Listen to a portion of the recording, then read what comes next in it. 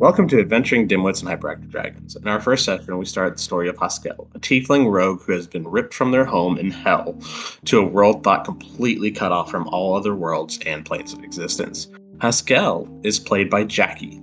They are new to D&D and tabletop role-playing games in general, so prepare for some extra role explanations and a little bit of rough audio for the first couple sessions while we get our feet under us and kick off this story. Okay, you said for how long?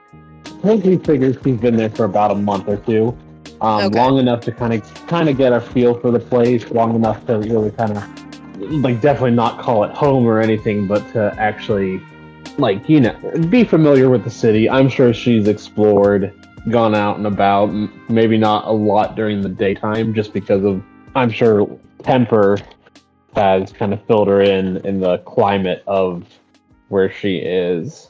So basically, Temper kind of has he's a blacksmith who runs a kind of a safe house for anybody in trouble.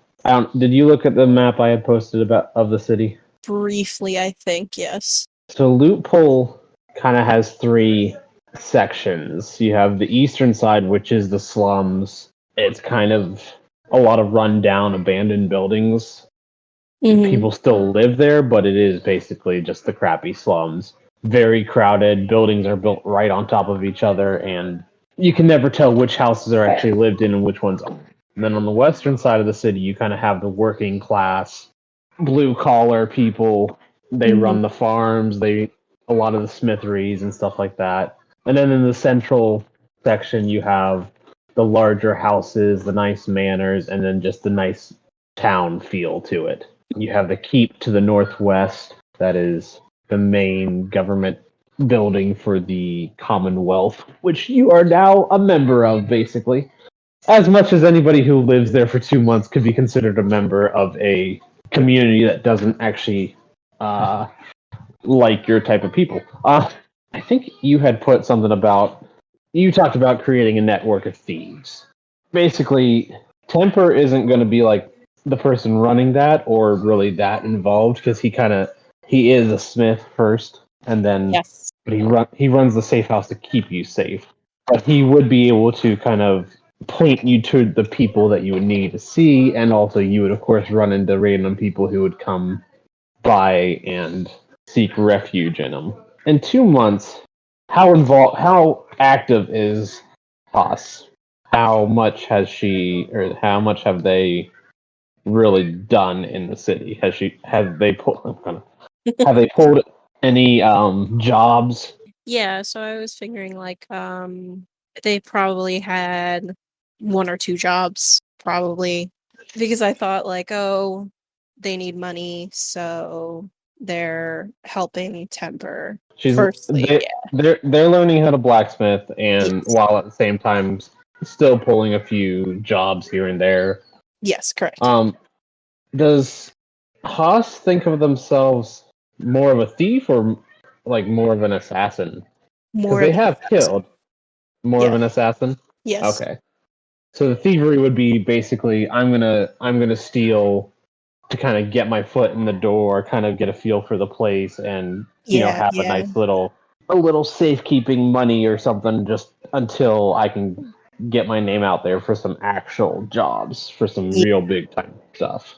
At this point, what does a normal day for Haas look like? So I want to say that they wake up and are probably the first to wake up, and maybe gets breakfast or something ready for Temper as a show of good faith. Probably spends a good portion of the morning helping him with the shop. I haven't really thought too much about anything more because I wasn't sure You weren't sure what was... Yeah, you've never played. Yeah. So, as far as you want to, just tell me what you think Haas would be doing at this point, 2 months in. All right, let's see. Okay, so I definitely feel like a daily thing would be Pascal would try to help Temper in any possible way as like a thank you, trying to pay back him for, taking them in.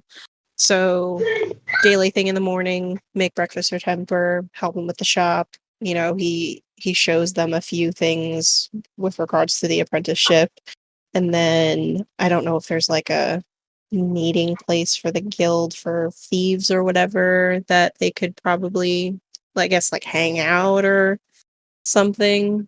For a lot of the Commonwealth, there isn't much of a thieves guild, at least not Okay. in the smaller sections, just because it is so like there's a lot of little thieves and a lot of small time, Mhm. but because of how militaristic and how oppressive it is, the thieves guild kind of doesn't like to operate too much around. Right. Mostly lootful, so you'll have a lot more ragtag people doing little crimes than an actual group of thieves. Temper's home would even be like I don't think it would be a hangout, but it would definitely be a safe place where people could meet and then move to an actual. For the people that he's introduced you to and that Huskel has like just run into and met, I would say it's probably like an abandoned building in the slums somewhere that you have to kind of climb through another building to get to. Gotcha. Okay. Okay, so they work on their apprenticeship, and then I guess like late afternoon, evening, they'll walk around. Are there bars around? I'm assuming there's bars around. Yeah, there's a few. I mean, in the slums, there's like one or two very major dive bars. Yeah, so they'll hang out in the evenings at a bar, kind of listen into conversations, see if there's anything that they can kind of help with, or if they notice that someone's like looking for someone to hire to kill, they would kind of weasel their way in. They'd be Yeah. promoting themselves. Here's my business card. It's a bloody knife. So let's put this. It's evening time. You've made your way to one of the slum bars. There's a small group of people on one of the kind of the corner tables that you've gotten to know a little bit, just Mhm. because they tend to be around tempers a lot more, and so a young halfling that has done a little bit of thieving work with you has worked a little bit with you. Mhm. You ran into them. You ran into them a little bit early on. Okay. They were getting busted for actually trying to steal something. Their name is Beatree. It's like Petrie from Land Before Time, but it's B. With them will be is a human male. Their name is Nort. He's kind of been buddies with Beatree for a while, so he kind of palled along with you. And then right now, out with them also the third one who has an apron on right now and kind of a cheaply made, almost probably homemade chef's hat is a dragonborn, a copper dragonborn. This is Divodicus, but you just call him Divvy. Divvy. Okay. Divvy. They're just a cook, but they kind of have aspirations of being a thief, but they're a dragonborn is hard to miss, Yeah. especially one that's got nice copper scales and okay. Ari just took a blanket and curled up in a corner next to the cat tree. Oh. So they're having a quiet conversation in the corner when you enter the bar. They notice you when you enter and kind of wave you down. I wouldn't say you spend every evening with them, but at least a few times a week they're here and you probably just end up sitting with them. Do you join them when they wave you down? Can I look around first just to observe and see what's going on? Yeah, okay, we're going to do your first roll. Hell yeah. Make a perception roll. All right, so I rolled an 18, so I've got a 22. Nice. That's a good roll. So there's a few empty tables. It's still somewhat early in the evening, so the place isn't that busy. And it's a dive bar, so it's never like busy. There's a table in the far corner that has a few cloaked figures. They don't seem to be talking right now. They're just kind of nursing a couple beers. Yeah, there's two figures in the corner nursing beers with their cloaks up, so you can't really make out their faces. There's about 3 people at the bar, spread out, not near each other, also all kind of just nursing ales. A table. There's 5 miners. Their pickaxes. They're all dwarven. And they're all sitting at a center table. They're not being super loud, but they're engaged in pretty active conversation. One of them is telling a story about a runaway cart in the mine, and that's all you see. You see the bartender standing behind the bar. He's actually kind of eyeing you right now, waiting to see what you're doing because you entered this place and are just kind of standing in the doorway at the moment. So you join the 3 of them at the table. Mm-hmm. Who do you sit next to? Beatree. So Beatree kind of smiles, gives you a little smile, and then kind of leans towards you and whispers conspiratively, I don't know. She goes, so there might be a job available for us to take if you're willing. Okay, what kind of job? We're going to be hitting a noble's house. Supposedly they don't have a lot of guards, so we might be able to hit some really big loot. We've been told that if we can take anything we want, we just have to get a small lockbox out and give that to the person hiring, our client. And where is this noble's house? It's up toward the entrance to the mines, up in the nice person section. Okay. And are all 3 of us, all 4 of us doing it? Well, Divvy would like to come along. They're not. We're not sure how useful they will be. Yeah, they might draw attention. Divvy kind of looks a little bit and goes, I can be sneaky if I want to. And anyways, anybody who sees me, I can just hit with one of my pans. Well, I mean, we're trying to keep a low profile. The human goes, yeah, low profile. That's why we're using Beatree. And he kind of elbows her a little bit. I pat Beatree on the shoulder real quick. Yeah, she pushes Nord away and goes, yeah, we wouldn't be doing this job if it wasn't for me, Nord. So you can just shut up about how tall I am. But yeah, we'd be doing it tomorrow night if you want in. Hell yeah. It's going to be a lot of fun. I mean, the house is supposed to be empty, so there shouldn't be any big issues. Knock on wood. Hopefully. Yeah, she knocks on the table and then looks at her hand because there's brown smudges on it just from the dirt of the table. She wipes it off on her pants. Yeah, I hope I got some wood underneath all the fucking mud in this place. At that moment, the bartender walks over and asks if you'd like to have a drink. Yeah, why not? What type of alcohol does she like to consume? What are the options? Yeah, if you ask for wine, he'll give you some sort of juice with liquor in it. If you that's the type of place it is. If you ask for a beer, they'll hand you something that might have some alcohol in it, but it's mostly water. All right, I'll ask for a wine. It's a great place. I'll take my juice and alcohol. He brings you over the wines are the best because it's like vodka with a little bit of cranberry juice in it. Oh, we love that. But he brings it over to you in what he considers a wine glass, which is just it's like a square mug. Classy. Do you want to have a conversation with any of these people? Let's see. Are they having a conversation? Can I just kind of sit there and listen to what they're saying? Yeah, they're just kind of discussing the job and kind of cracking jokes back and forth. They've been friends for a while, so it's that kind of easy camaraderie. He makes fun of her height a lot. She makes fun of him for being a human, and they're just dumb. Divvy at one point gets up and says, what other Pokemon? You can look at any of the Pokemon you want to, buddy. I'm sorting Pokemon cards while we do this, by the way. Divvy stands up and goes, any of you guys want to... I can go back to the kitchen and fix us up something to eat. Oh, so is Divvy works at the dive bar? Yeah, Divvy works as their cook. Gotcha. I don't know if you can hear the quotation marks. They're not...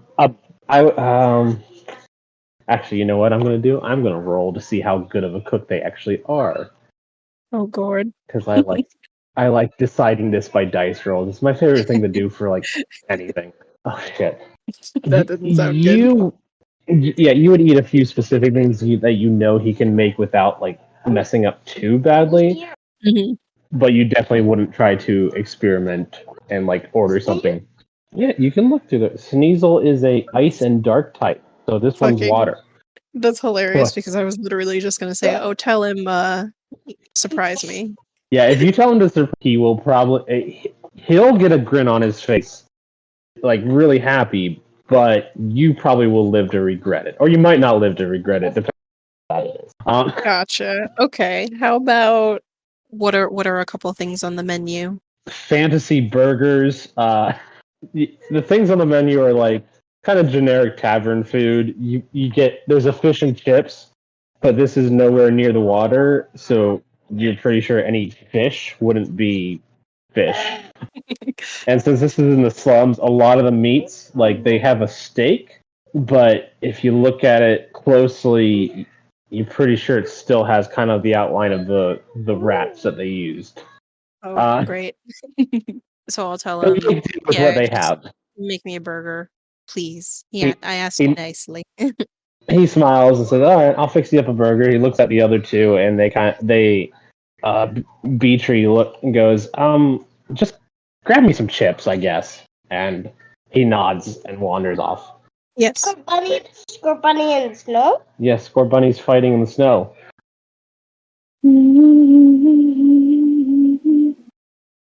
Can I ask Beatree about the hooded guys drinking? Yeah. She kind of glances over at them and goes, "I don't really know. They just kind of came in tonight, and they've just been sitting in that corner. I haven't seen their faces or anything. So you don't think they're suspicious in any way?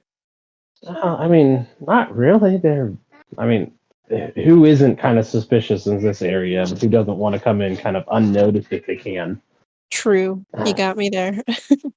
Why you see anything with them? You notice anything? You think they're suspicious?" Really, just keeping my eye out. Divvy ends up coming back with some food. They go back to the kitchen because somebody else ordered something surprisingly. You need to go wipe your face off. Your face matches the blue color of your shirt now. Did you rub it on your face? Did you rub your lollipop on your face? You Wouldn't did. surprise me. He says he did. Love that. Yeah, Kitten's face is just blue now. Like from the nose down to his chin, he's got a blue face. Jeez. He had a ring pop. Like, all right, back on track. Back on track. We'll see how this Yeah. goes. Yeah. That's Snow Run. It evolves to Glalie. Yeah, it has Frostblast. That's the female evolved form, and then Glalie is the male. Okay, is there anything else you want to do in the tavern tonight while you're there? Yeah, just chill for a bit and head home. Okay. At one point during the evening, a fourth Divvy ends up coming out and just kind of chilling with you most of the evening. You can tell people don't usually order food from here. Your burger was okay, probably a little bit burnt, but otherwise edible. Divvy like put some random stuff along the side to like try to make it look fancy. Like they try to make their food look fancy, and they kind of have this idea of, oh well, I'm actually somewhat talented or whatever, but they're really not. Oh. Yeah, it's kind of sad. They want to be a thief, but they're too noticeable. They want to be a cook, but they're just not good at it. I would die sad. for Divvy. About partway through the evening, a gnome comes in and joins you at your table. Their name is Valorius. They go by Vel. Friends with Beatree?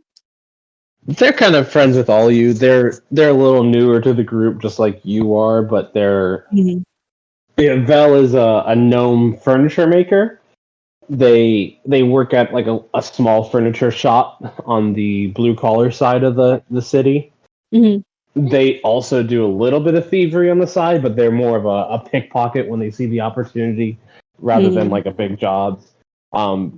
Beatree kind of whispers about the job to them but you can tell they're not really interested in it. They're actually a little bit nervous and say, "That sounds pretty dangerous. I don't know if you guys should be going to that section of town. I mean, if you get caught, I mean, they'll just not. They might not even like lock you up. They might just kill you on the spot." So don't get caught. Yeah, Beatree just laughs and nods her head, agrees with you. Nort just kind of chuckles. But yeah, it's kind of a chill evening. They all chill for a while. Divvy stays till closing. Would Haskell stay till closing, or probably go home at a decent time? Decent as in like before like 3 o'clock in the morning. I don't know. I like Divvy. I want to hang out with Divvy. I'm gonna keep Divvy company. Yeah, every once in a while, Divvy goes back to the kitchen. Divvy goes back to the kitchen because someone will order some food and the bartender kind of waves at him, or like just randomly will go back to. They keep a pretty constant supply of chips going to Beatree and Nort, who kind of just gulp them down. Yeah, they like to just come and chill. Near the end of the evening, though, Divvy says, I gotta go do dishes before we close, so that way they're done. I mean, there's not a lot, never is for some reason, but I'm gonna head back there. I'll check you guys later, okay? So Divvy heads back to the kitchen. Beatree and Nort end up kind of heading out. Yeah, this is the little group that kind of has formed around.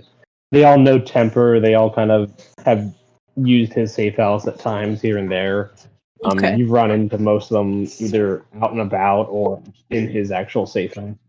Next morning swings around. You do your normal morning thing.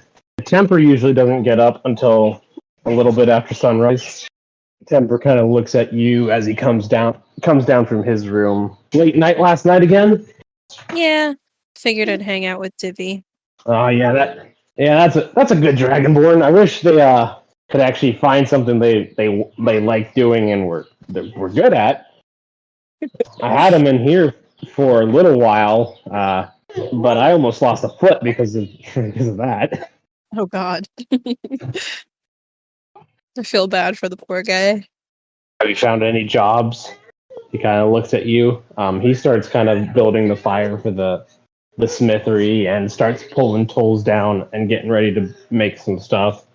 Kind of waves at you to help fan the flame. Yeah, Beatree said there was a job at a noble house. He kind of glances at you. Better watch those nobles. That part of town isn't very safe for those like us. Come on, I mean, I'm pretty sneaky. Yeah, I mean, sneaky can only get you so far before he coughs because I cough. You better watch yourself if you're going up there. I don't think it'll be that bad. I mean, I trust you. You've pulled a couple jobs here and you've done really well. So if you think you're going to be good, though, I would. Beatree might be a halfling, but that doesn't mean she's all like the best thief in the town, even though that's what she seems to think. Yeah, but I feel like if I don't go, Beatree's gonna go anyway. That's true. Her and Nort, I could just see them getting themselves in a load of trouble if you're not there to help them out. Well, just be safe and don't leave the guard back here, understand? Of course.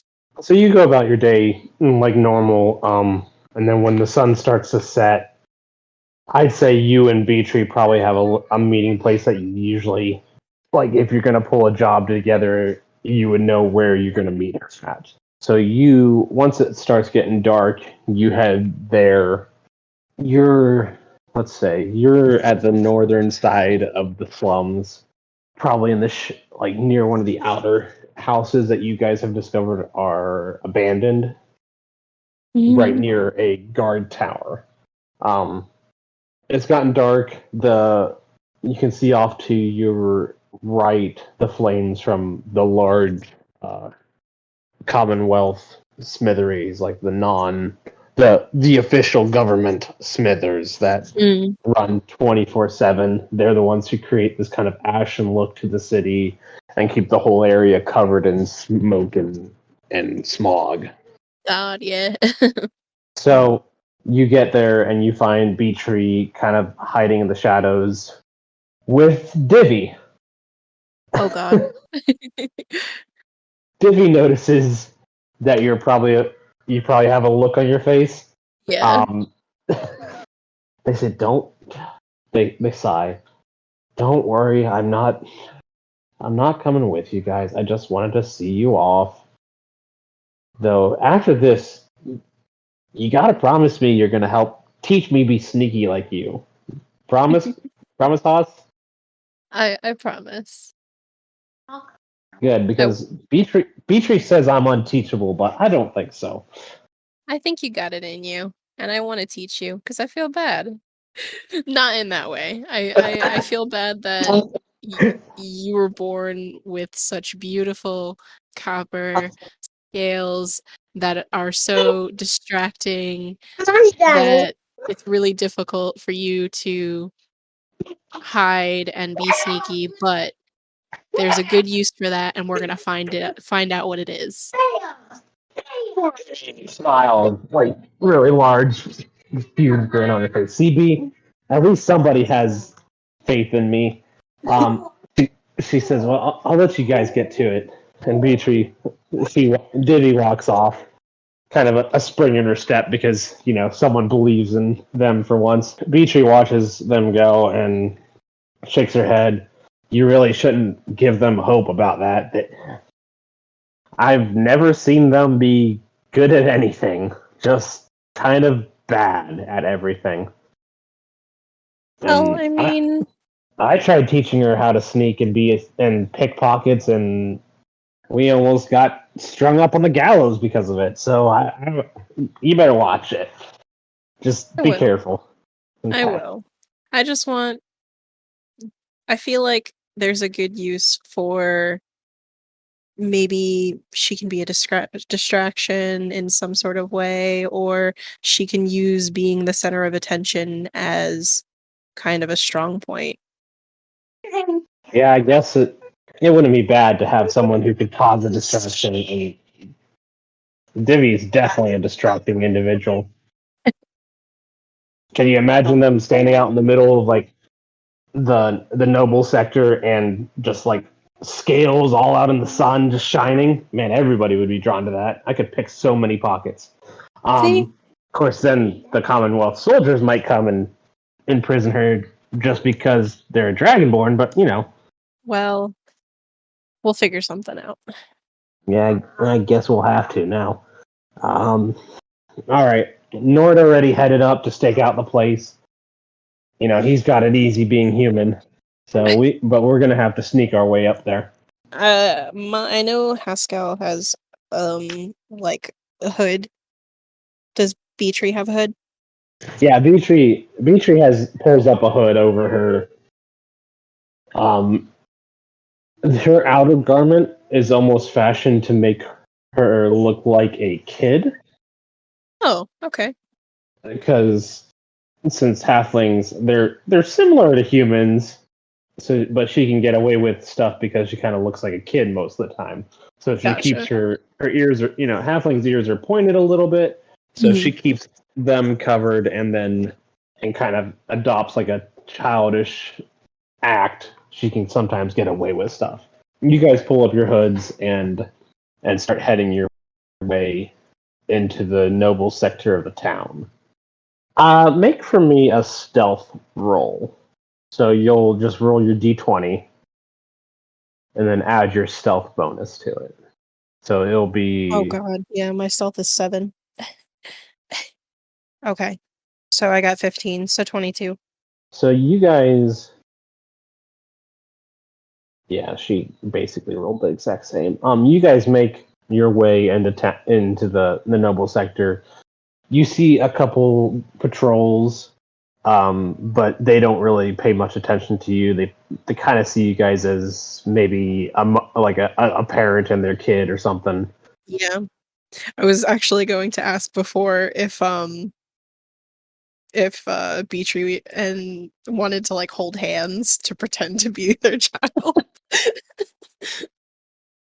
Uh, Beachy does take your hand when guards are nearing, but the rest of the time she doesn't do it. She doesn't. She kind of pulls away, and Okay. definitely you can tell she's got that Napoleon complex a little bit. She's small, and she tries to make up for it with her attitude more than anything else. So she doesn't like Gotcha. to. So even though she pulls this kid act, you can tell it kind of almost grates on her nerves a little bit having to do so. Yeah, makes Um, sense. And I forgot Haskell's pretty tall. Yeah, how tall is Haskell? 5'8". Not Oh yeah, so super tall, but not super tall, but definitely like yeah. And Bee Tree is like so yeah, she's about 3 feet tall actually. oh wow. You could throw her. Yeah, yeah, you could literally throw her. So okay, you guys make it through town pretty easily. Nobody really pays attention to you, and you come up on a dark manor that has a few lights inside, but it seems to be pretty empty. And you kind of pause about a half a block away in the shadows, and Nort, you hear a not Oh. exactly. Yeah, it's not exactly a bird call, but it's like kind of a whistle Yeah. to make it sound like a bird call, like so it's a little bit covered. Okay. Beatree responds, and then you guys find your way to Nort, who is like in an alleyway between this manor and another manor. He looks at you guys and goes, I cased the joint. I didn't see any guards. I don't even see any servants here right now. The place looks completely empty. Like, we could walk in and walk out without a single issue. Well, I still feel we should act like there is someone in there, because you never know. Beatree nods. Nort kind of actually like rolls his eyes a little bit. He's like I mean, yeah, if you don't trust my opinion of the house, I guess we can do that. Not that I don't trust you. Mm, You just always Beatree, gotta be on edge. Beatree goes, yeah, I don't trust him, and like shoves him a little bit. You probably were just sitting there like playing dice with yourself the whole time until we got here. Oh, I cased the joint. I would never play with myself while on a job. I roll my eyes. How do you want to enter this house? So what does this manor look like? How many floors? You're looking at about 3 floors. Pretty open plan from what you can tell. Very just it's a rectangle. Or any of the windows from what we can see? It looks like all the windows are shut pretty tightly.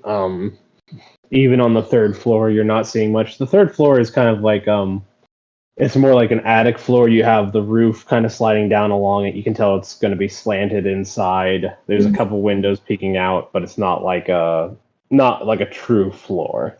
Gotcha. Can we check the closest window? Why don't you do an investigation roll? Okay. Oh god. I got a 3, so that's 4. You walk up to the window, and for some reason it's like a foreign object to you. You try to check if it's locked, and your hands like slide along the glass. And you're kind of fumbling there for a minute, and Beatree looks at you. Is everything all right, Haas? Yeah, everything's fine. I am I'm just a little off my game right now. Okay. She moves up to the window and like kind of goes to lift it a little bit. She's having a little bit of trouble because the window's right about her head height. So Nort walks over to like and he kind of like he mutters, "How many people does it take to try to open a window?" And he goes, "It's locked. Duh." Great. He goes, I'm gonna check to make sure there aren't any guards walking around checking for people looking at windows, because we'd be in trouble then. Yeah. All right. Is there a back door? Yeah, you can walk around. You kind of peek around the corner, and you notice there is a back door to it. It's locked. You kind of look around. There's a few streetlights along the road here, but it's pretty dim. And yeah, you Okay. can try the door if you want to. Yeah, I was gonna say, can I try and pick the lock? Yeah. So you'll just roll a sleight of hand. Okay, I got 14, so I got a 19. You pull out your lock picking tools, kind of mess with the door for a minute, and then it just pops open. And Beatree comes up beside you and goes, "Oh, nice. Let's go inside." Did you grab Nort? She looks back and goes, "Hold on." She does a quick whistle and kind of moves toward the corner of the house, and he quickly comes around the corner and goes, "Yeah, there's a pair of guards out front right now, just city watch. They're just patrolling. If we can get in there and shut the door real quick, they won't even know we're here." All right, let's go. You make your way into the first floor of the house. Okay, so you enter through the side door. You find yourself in kind of what you would assume is like kind of the servants' quarters. It's a bunch of small little rooms. Mm-hmm. Immediately off to your right, there's a flight of steps that go up to the second floor, like just a small one that's like one person wide. So obviously, this is where the servants usually do most of their stuff. Beatree and Nort kind of spread out and start kind of looking through the servants' quarters just to check to see if there's anything of value here. Mm-hmm. But they're not really pilfering much because, I mean, obviously the servants don't have a lot of very good belongings. Yeah. I want to make my way towards that office. So can I go out of the servants' quarters? Yeah. Make for me just do a stealth check. 16. Yeah, I'm going to use the stealth kind of as also part of your investigation rolls, just to kind of combine it into one. Unless you're like specifically looking for something, then we'll use the investigation. But if you're just kind of wandering around the house, okay. So you're looking at the office that's kind of to the left, That green. or okay, the green one. Yeah.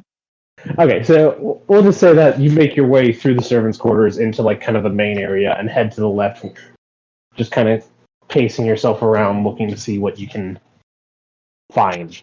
Yeah. Are you looking for anything specific, or are you just kind of casing the joint? Casing the joint, but I know we needed to find a lockbox, so Yeah, keeping my eye out for that. I will go get it. Just give me a minute.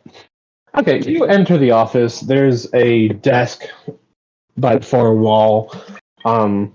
There's some paperwork on the desk, and as you kind of walk up, you look down, and it looks like it's mostly inventories, a few letters to like merchants about getting supplies. This is obviously like the steward or the head butler's office where he keeps track of all of that type of stuff. There's like there's a little book off to one side that has like notes about payments to the servants and to other people that they've hired in to do odd jobs around the place. Mm-hmm. But there doesn't seem to be anything of real value in here. Not even in drawers. You can check the drawers. Let's make it. We'll do an investigation roll. We'll do that for like just whatever you might end up finding. 19. Oh, nice. Surprised I got that. That's a pretty good roll. Too bad you wasted it on this. I know, right? So you find like a little pouch full of about 10 pieces of gold. So yeah, you got 10 gold out of there. You found some ledgers and just regular bill keeping. Okay. While you've been there kind of peeking through, Beatree comes to the door and goes, "Find anything good?" Nah, just some gold. Oh, that's not too bad though. Nort's gonna stay down here and keep looking through these rooms, but I'm pretty sure the good stuff's up top. You want to go upstairs with me? Oh yeah, of course. She smiles. Goes, "Let's go ransack this place." She's kind of bouncing on her toes, and like she's definitely got some sort of adrenaline high right now from doing this. Okay. So you guys make your way up to the second floor. Okay. It does seem like there is nobody here from what you can tell, and there doesn't seem to be much going on. You go up like the main flight of stairs. Nort stays downstairs and is kind of looking through the rooms, but it seems like there's like a big dining room. Cool job, good job, an Onyx. Gonna evolve that to a Steelix. Oh yeah, there's no Steelix in Let's Go Eevee. But as far as the rest of the house, downstairs looks like it's just mostly kind of like lounge areas and dining rooms and shit like that. So there's not really anything of great value. So you make your way to the second floor, and you enter like a large living room. There's there's like a pool table off to one side. There's not really a lot in the room, but it's like large enough for people to just kind of chill out in, a little table, stuff like that. Off to the right, it seems to open up into like a large room. You can't really tell what it is from where you are. If you look to the left, and it kind of opens up to a hallway that goes back, but you can't, obviously from where you are, you can't see what that is. Those are your two main routes right now, is left or right. Let's go left down that hallway. Alright, I'll go right, you go left. Be careful. Careful's my middle name. And then she kind of skips her way to the right. Good God. Make a perception roll for me right now. Yeah, 12. You hear like a slight noise from downstairs. Like Nort grunts a little bit, but otherwise it seems pretty quiet still. And as you start making your way to the left, you don't hear anything upstairs. It's just that one, like everything's really quiet. You hear a grandfather clock ticking in the background, but that's like it. And then you hear like a from downstairs. So what are you gonna do? Can I go back to Beatree and ask her if she heard that? Yeah, Beatree headed off to the right. Yes. She's in so you kind of follow her into that area. She glances back at you. Well, no, she doesn't glance back at you. She actually doesn't notice that you're following her. In this room is like a large library. It's got a lot of books on the walls. There's, it's like that normal stereotypical rich person's library. So it's got like what's it called? Like marble facades and like a couple marble statue, like the heads. Like on pedestals here and there, and there's just some really, looks like really nice stuff, but it would not really be of extreme value unless you found the right books. But Beatree is kind of glancing through the books, glancing at all the little stuff here and there. She picks up like a little bauble she finds and puts it in her bag. Why not? Buddy, I'm playing right now. I know. You know? Vader. So, do you call out her name? I don't want to spook her. Can I just whisper her name?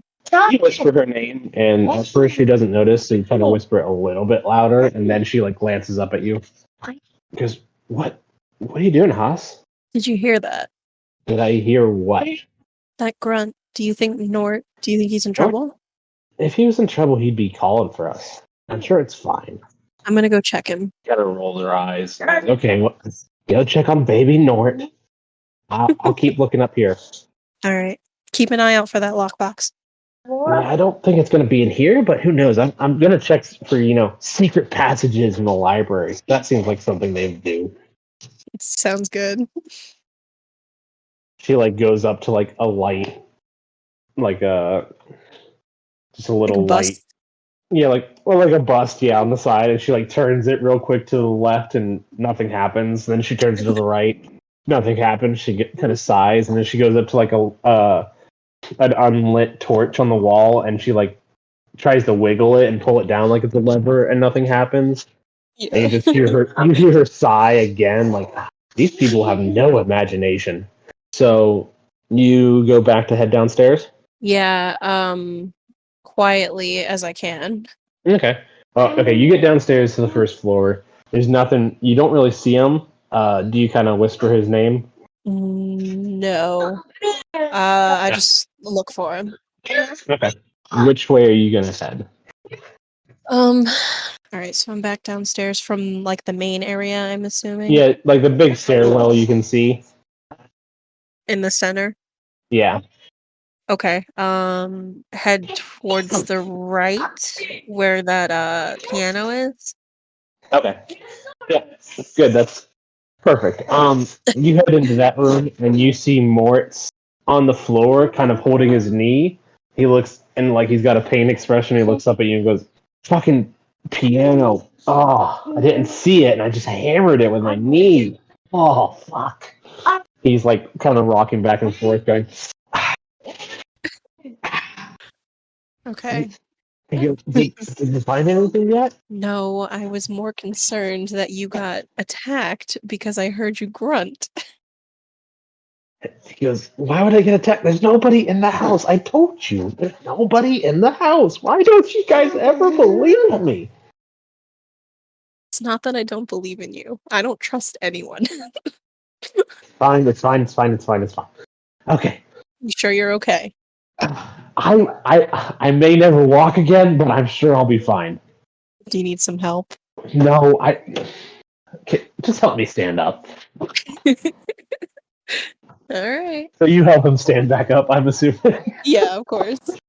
He kind of hobbles, but you can tell he's not actually hurt. He's just maybe his Milking pride. Yeah, his pride's maybe hurt a little more than anything else at this point. He's living in the house and he ran into a freaking piano that was like in the middle of the room. So he goes, "Okay, go back upstairs. Otherwise, Beatrice's gonna find everything, and then she'll never let us live it down." Alright, I'll head back up. Be careful. Watch out for pianos. He just kind of rolls his eyes at you and goes, "Yeah, you too." So you head back upstairs and you go back toward the left as you were originally. Yeah, I'm assuming towards those like rooms. It looks like more servants' quarters. They're actual going to be like real bedrooms for the household. Okay, alright, cool. So you make your way to the left into like kind of the rooms. Beatrice is still in the library. She is kind of leafing through books and randomly like pulling one out of the off the Check for a bookshelf. passage. Yeah, she pulls it off the bookshelf and goes, "Oh, not that one." And then she goes to the next one and goes, "Oh, not that one." And She's like, real determined. yeah, she's really determined that this place should have. You can tell both her and Nort are kind of. I would say they feel comfortable, like no one's gonna find them, so why should we have to worry too much? And like they're Yeah. not actually putting too much effort into being stealthy. So you make your way into the bedrooms off to the left. Yeah, you make your way into a hallway, and on the right side are a couple bedrooms. You want to go through those? Yeah, I'll go through the first one. I'm not gonna make you roll for this. Okay, yeah, the first bedroom seems to just be a children's bedroom and doesn't really seem to have much going on in it. Just some toys, not a lot of stuff, some clothing. Okay. You make your way into the second bedroom, and it's kind of similar. It seems like maybe like this one is also kids' toys, and there really isn't anything. You could tell by the toys that they're probably like they're not cheap toys. They're kind of expensive, but they also would be probably pretty hard to sell. Mhm. There's not much point in taking them. In that second bedroom, can I open the Yeah. window? You just unlock it and open it, so that way it's open in case you Yeah. need to. Okay, cool. Cool. So yeah, so you make your way into the third bedroom, and this one is pretty empty. It's very bare. You can kind of tell it's probably used as a guest room. Is that one room across the hall is the stairs, and the one next to it, is that a bathroom? Yeah, I would say that's a bathroom. If you peek in the bathroom, you'll see a doorway on the far side of it. Mm-hmm. Are you gonna go through that door? Yeah, why not? Okay. Yeah, you open that door and you find yourself entering a large bedroom.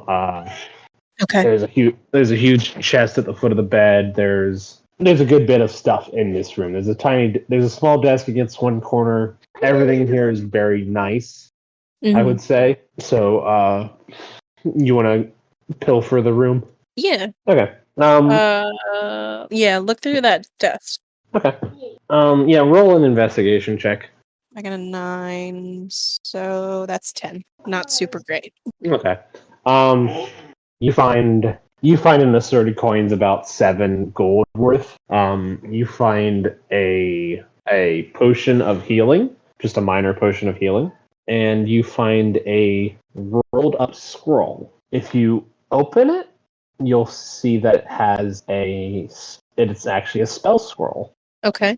I had something pulled up and now it won't load, even though it was already loaded at one point. I hate when that happens. It's a magical scroll that has a spell on it. I'll find it later. But that's all you find in this room. You do not find a lockbox. Okay. Not even in the chest.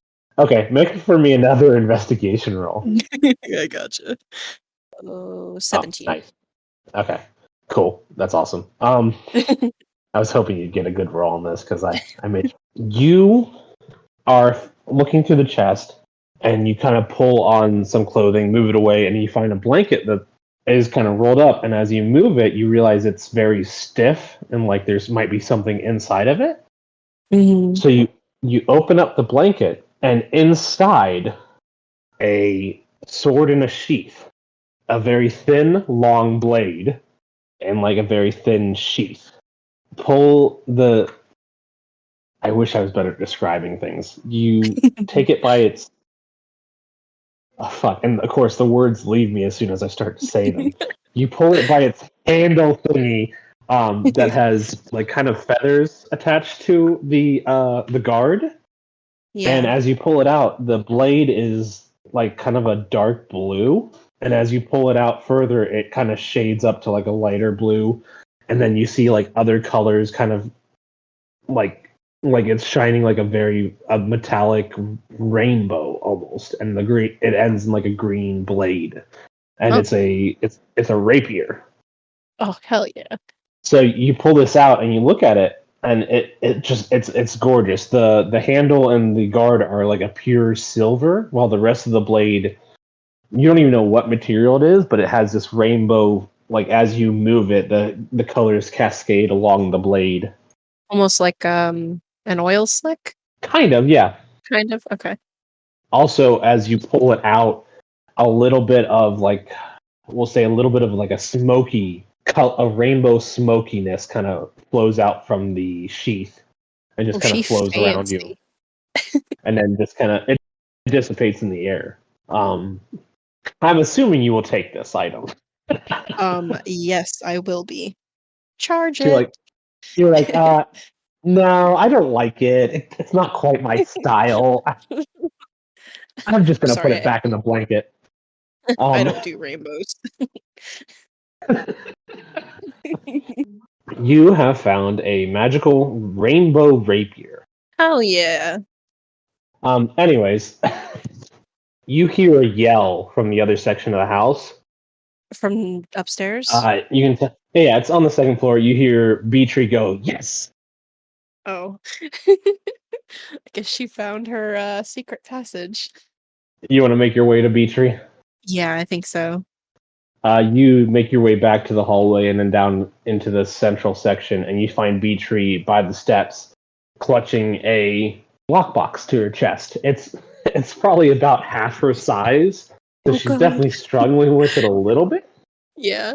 She looks at you and goes, "Guess what? Guess what? Guess what? I don't know. What? Hey, guess what? It was inside the fireplace.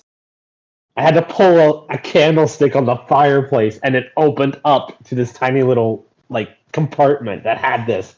She's like bouncing with glee. No shit, you actually found one.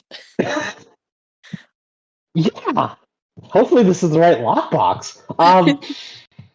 I mean, how many see- lockboxes can there be? I don't know. She notices you holding the rapier, and she goes, "What you find? What's that? Ooh, that looks pretty." I got a pretty new toy. Nort, you look down the steps and you see Nort standing in the entryway. He's kind of not paying attention to you guys, though. He's looking outside, and he goes, "Shit." He looks back at you and goes, there's like 4 guards out front right now. I don't know if they know we're in here, but they're like just standing out front right now. Okay. And that's the front, right? Yeah. Okay. He's looking out the front door. Okay. I'm still upstairs, right? In that Yeah. by that staircase. Okay. Can I check the window? to see out back. The one that you opened?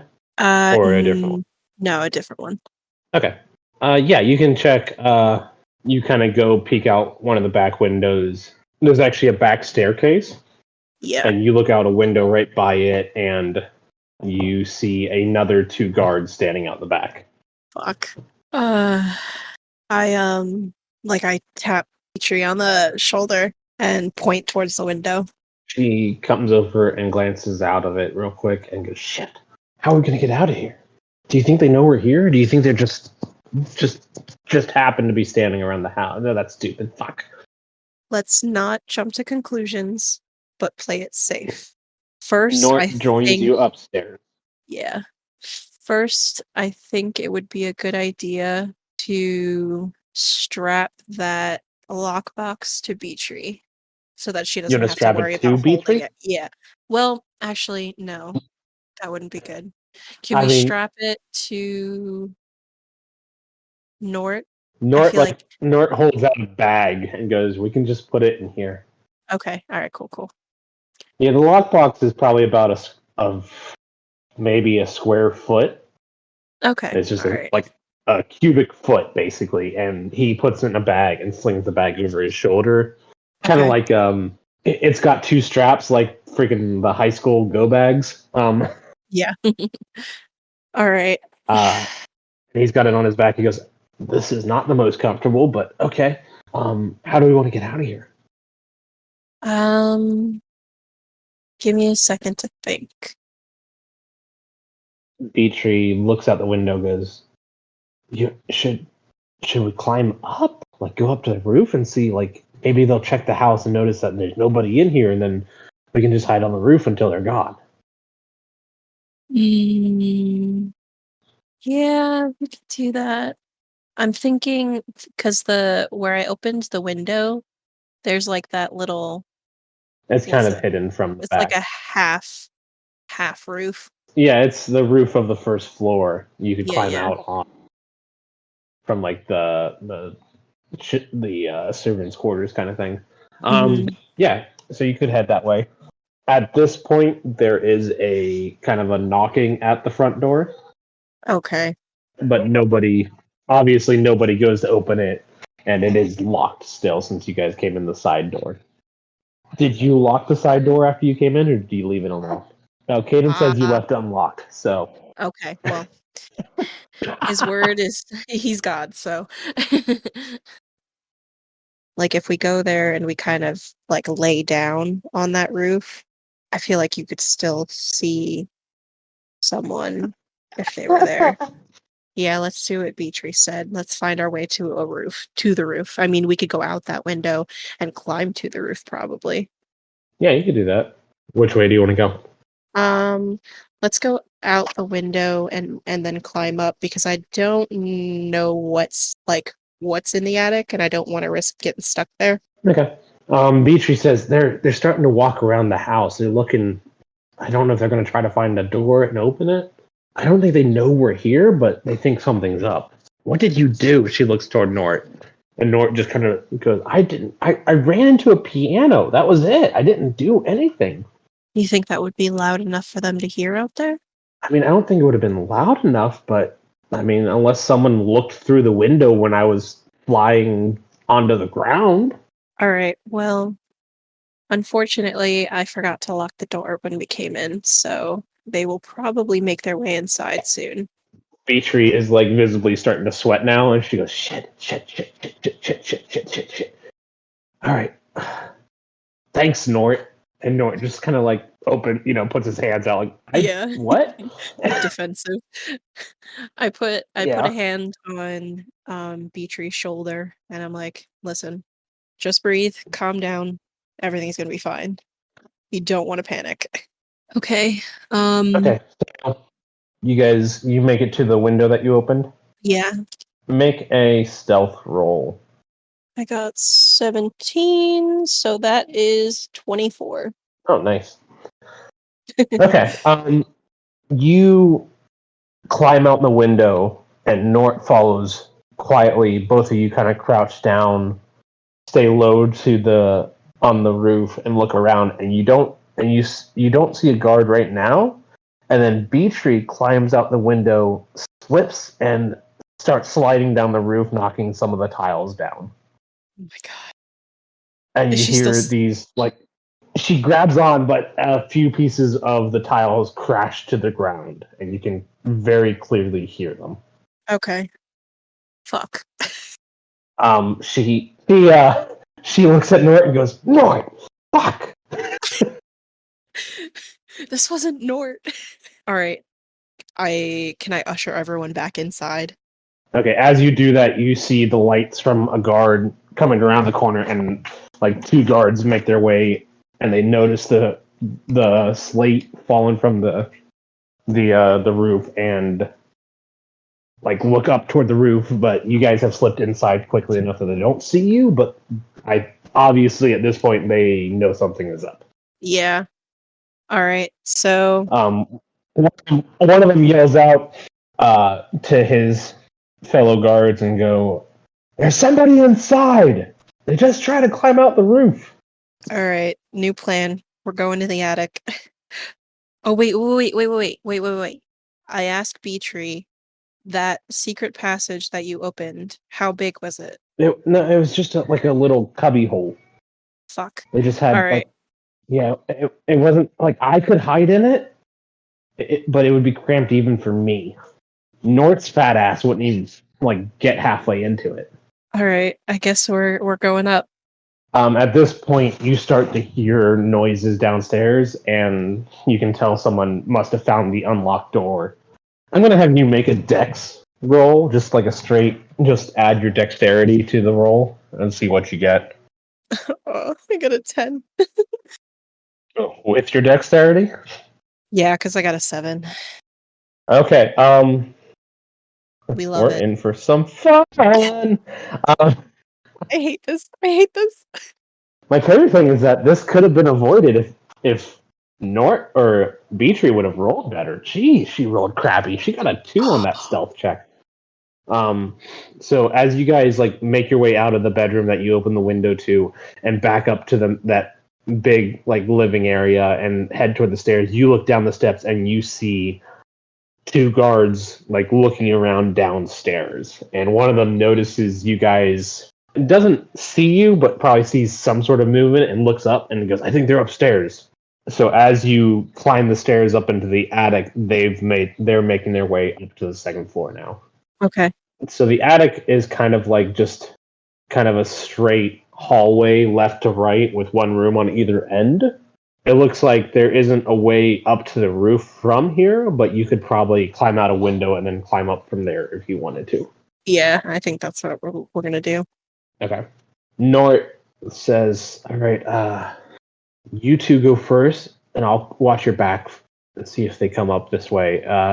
Once you get to the roof, maybe just look for a side of the building that there's no guards and try to climb down even. Because right now I don't think they're gonna. I don't know. Just get up there and I'll join you as quickly as possible. Okay? I don't think it's a good idea that you stay behind. I'll climb up, but you guys got to go first, so that way I can just keep an eye on things back here." Alright. So make a acrobatics check or athletics, whichever one you'd prefer. Okay, we'll do acrobatics. I figured. Oh, hell yeah. I got a 20, so 25, baby. Oh, nice. Nat 20. You poke your head out the window. How do you do it? You can get up to the roof any way you want to. How do you want to get up to the roof? How do I want to do it? Let's see. So we slip and slide through that motherfucker, tiptoeing on the edge of it, and reaching up for the ledge of the roof. Is it sloped? Not a very angled slope, like it's just a slight slope, so it's easy enough to get up to. Gotcha. All right. Anyways, so my back is against the wall, right? And reach up, hands facing back, grab onto the roof, and lift my legs to pull myself up that way. That's perfect. Hell yeah. You get up there, you're up on the roof, you reach down and grab Beatree's arm and pull her up real quick. And then you see Nort poke his head up. "You guys good?" Yeah, of course. Get your ass up here. He climbs out the window and starts kind of making his way. Can I whisper down to him real quick to close the window with his foot? Yeah, definitely. He nods and like he climbs out and stands on the windowsill and then grabs onto the roof a little, not quite as smoothly as you do, and he's facing the building. Mhm. So he's like kind of just hanging there. He pushes the window down closed with his foot and then pulls himself up Yeah. with you and Beatrice kind of helping pull him up. You guys get onto the roof. I'm going to speed this a little bit Mhm. just because it is like kids' movie time. So you guys get up on the roof and you kind of lay flat. The window's shut. I rolled perception for the guards. They don't see you. They don't Mhm. notice. You see them like you see another like half dozen guards around the house at this point looking around, but you guys are laying flat on the roof. They look around, the guards going through the house look through everything, but they don't. You guys definitely went through the house and they noticed that, but they don't see anything like major missing, so they're thinking because everything you guys grabbed basically was hidden anyways. Yeah. So what's happening on the damn roof? It's stupid fucking like just beating herself up because she's the one who basically got you guys spotted. Yeah. Like she wouldn't say it while Nort's awake, but as soon as she notices he's asleep, she just starts muttering it to herself. She glances at you and goes, "Thanks for. I'm glad you're with us because that could have gone so bad." Hey, it's all good. It could have happened to anyone. Don't beat yourself up. I climbed a million roofs in my day, and then this one I almost fall off. And it's stupid. It's not even slanted. Oh. Hey, Nort ran into a stationary piano. She looks at you, looks at him, and goes, "Wait, he ran into a piano?" Yeah. He starts quietly laughing.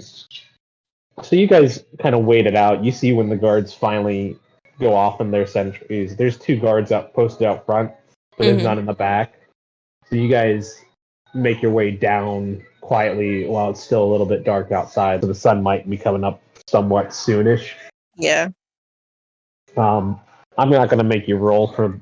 You guys make it through the town quietly. I'm going to say you're extra careful because there are Yeah. a little bit more patrols around. Nort's human, so he kind of can walk his way through town without too much of an issue. His clothes are nice, and clothing is nice enough that he's not going to be like picked out as like some sort of bum where he Yeah. shouldn't be. But it would be really odd for them to see a small girl wandering around or a tiefling, even with your hood up. Yeah. Might be a little bit suspicious. So you guys make it back into the slums where you feel a little bit safer. Beatrice goes, I'm gonna hide the loot box here in our hiding spot, and then we got a meeting with the guys who hired us tonight at the she breathes and goes at the end. We'll meet them there. You guys good? She looks at you and kind of avoids Nort's gaze. I'm good. Good job, guys. Yeah, I mean I got like nearly 30 gold in there, and Nort goes, yeah, I found a couple pieces of jewelry that I'm going to sell for a good bit. So it was, yeah, it was a pretty good pull. A little stressful near the end, but still pretty good. So yeah, we'll end. You make your way into. Temper is still asleep, and you make your way back in, and you probably crash. Oh, hell yeah. What do you do with the rapier you found? Let's see. How about we do this real quick? So I want you to make an Arcana roll. So I got a 9, so a 10. Okay, that's enough for this. As a tiefling who like was in a magical world where people use magic, and you have kind of your own, you know enough about magical items, and after working with Temper, who doesn't make magical items, but works with enough steel and everything, you know that this is probably a magical item that you're gonna have to attune. Gotcha. Which I would say, as you go to bed, you kind of. So, like, I'd say you're not exactly sure how to attune it because you never have, but you kind of curl up next to the sword, the rapier, and you have dreams of rainbows and unicorns and. God. Gag me. And, like, the unicorn horns are basically the shape of the rapier, and You wake up super groggy as Temper comes in and it's like, you still sleeping? And probably a little bit grumpy because you're not used to your dreams being so bright and cheery. Temper goes, well, I guess the job went well since you're here and you're clutching a magical sword?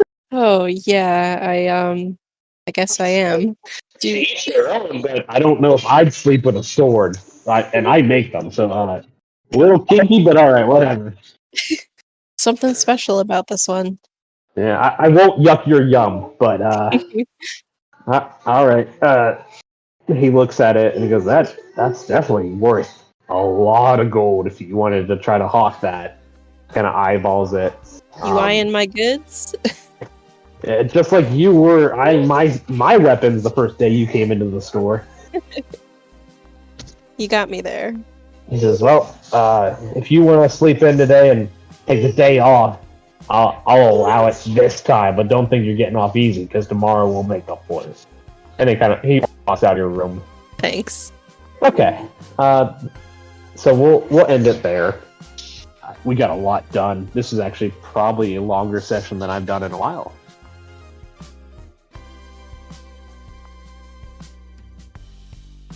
For tonight's episode of Adventuring Dimwits and Hyperactive Dragons, our intro and outro music was provided by Parker, another player of ours. And I'm Orion, the DM. Catch you next time.